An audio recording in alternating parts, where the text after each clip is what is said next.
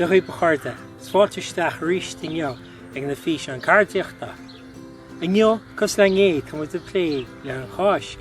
Ní láin ach cúpa lá inis go méid dúinn Cáscain agus méid ngeart seaclaid na nithe ag chunóin.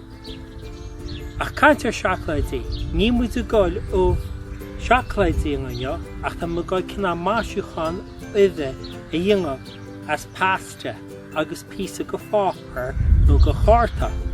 Rudaí cos le seo go bhhéit muid í chruchas suas le rudbe go ribín nó sráing.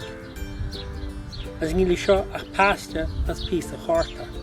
Fáin lein agus spáinú a pechaí le dhéanamh.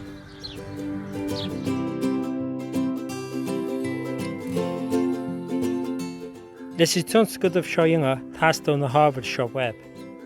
Tastó pasta, áthrú óbh tá gearmach as chárta nó as pápar, paint, tá mise goil deargúsa de seachs cumacin dá, agus glú, ach an tám seo tá me goil gúsaid glú PVA. Agus margheallar seo tastó duine fásta a bheith ngechlaí beding an tionscadal seo.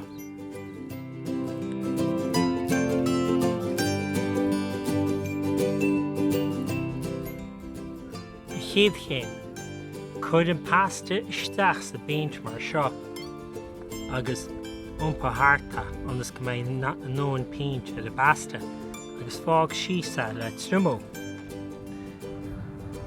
Din cinnte go bhfuil nóin paint ar a pasta.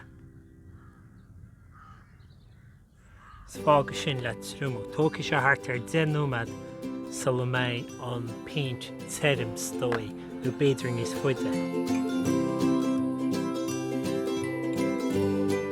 Tharng I pátrún ar a gcuid seo a gúsaid a glú ar an chró.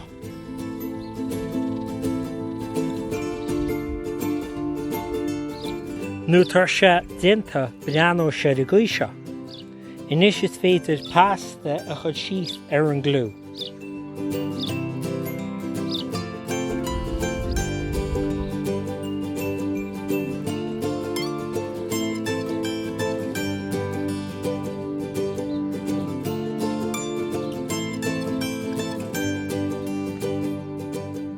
Nis, breanó siad cosú le seo nó bheith sé críochnaí.